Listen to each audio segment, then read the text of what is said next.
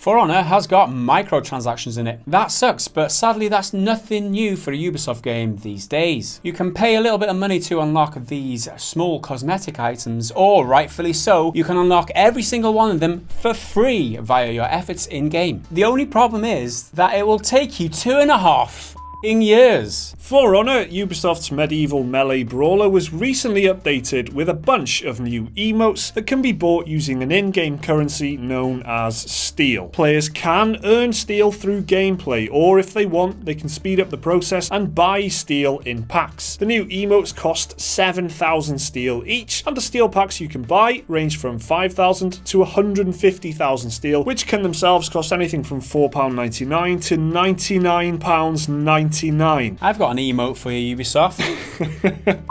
So some enterprising Redditors recently decided to examine For Honor's new DLC and microtransactions, and they wanted to figure out how long it would take you to earn enough steel through gameplay in order to buy all the emotes for free. For Honor currently has 12 heroes in the game, and to unlock all the customization features for just one hero, it would cost 91,500 steel. Redditor Bystander007 worked out that it would take 1,098,000 steel to unlock all the features for each hero. Bystander007 elaborated by saying you would need to buy approximately 7.32 of these $100 steel packs to get that much steel. That's in addition to the $60 to $100 charge for the base game. So in total, it would cost you around $730 to unlock everything through purchases, or $830 if you bought the deluxe edition of the game, which includes the season pass. However, if you want to unlock everything through pure gameplay, Bystander007 calculated it would take 1 or 2 hours of playtime each day for 2.5 years. Now these figures don't even factor in the upcoming DLC heroes, who we can assume will require the same amount of steel to unlock everything extra in terms of emotes and so on. So yeah, let's just go over this one more time because it really does bear repeating, right? It's going to take you 2.5 years to unlock all the cosmetic items in the game. It's going to take you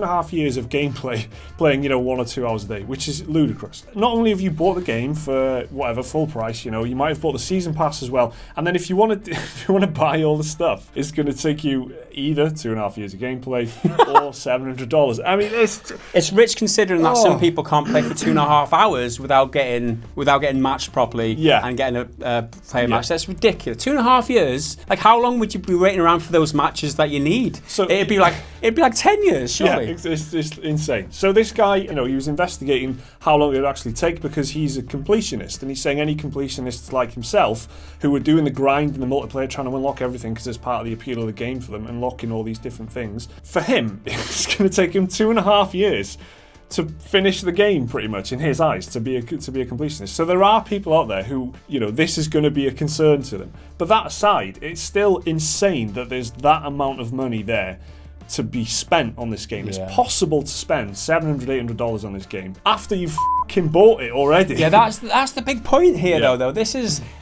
what you get from free-to-play games. This is how free-to-play games make their money. Yeah. This isn't a free-to-play game. You pay for this game. You should expect almost 100% of the content in this game for that one fee, not an additional 1,000% increase in price to finish everything that you need. It's just mind-boggling. So this has nothing to do with the game itself. I mean, it doesn't affect the balance of the game. It's purely cosmetic and lockable, so it's utterly meaningless. And that is a fair argument in response to this. You don't have need to buy shit. stuff. You don't have to buy stuff. Exactly. That's what they're going to say. Yeah. Well, you don't have to play games. You don't have to watch our videos. Fuck off.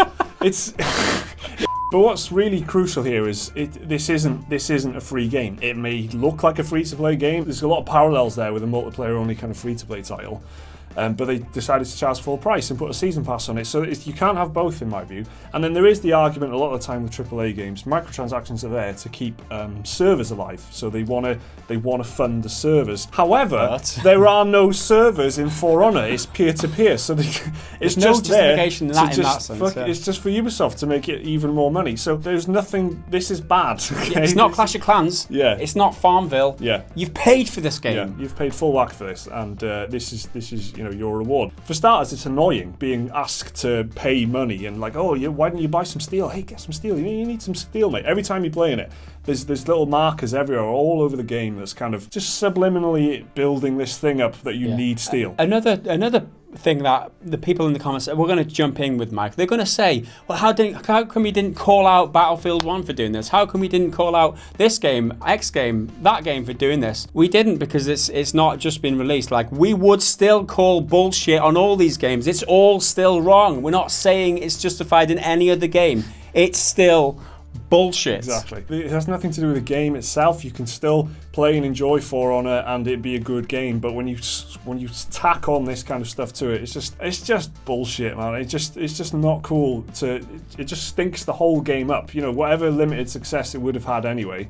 I mean, it hasn't done that well. The reviews were all right, and player population didn't last very long because there's been a really busy release schedule. This just stinks the whole thing up, and it just milks whoever's left playing as much as possible. You know, having this kind of model in there, it's just there to squeeze those who are involved and who are playing it already. So players in the games community do seem to be split on this issue. Some aren't concerned at all because the majority of DLC items are purely cosmetic, whereas others complain that For Honor's reward structure is weighted too heavily to encourage the purchase of microtransactions. But there's no escaping the fact that Ubisoft are just waltzing across to the line with microtransactions in recent years. They even said they want all of their games to use microtransactions in future, likening their games to theme parks where all the rides are included in the entry fee, but it's up to you if you want to pay a little bit more for some food or merchandise. But if you ask us, they're going way too hard on it. They're making the alternative an absolute grind so that the microtransactions look all the more appealing. Microtransactions are bad enough when they're implemented well without turning the gameplay into a grind, so they seem more appealing. But to take 2.5 years to unlock everything in a game, which will probably be dead by then anyway, is about as insulting as it gets. So where do you stand on the Ubisoft microtransaction thing? Do you think they're fine, they don't distract too much from the game, or are they an absolute pain in the arse and 2.5 years of gaming is far too much in one game? Let us know how you feel down in the comments. Remember to leave a like and subscribe if you did enjoy the video. We've got some more content right here for you and a little link to Patreon if you do want to support us.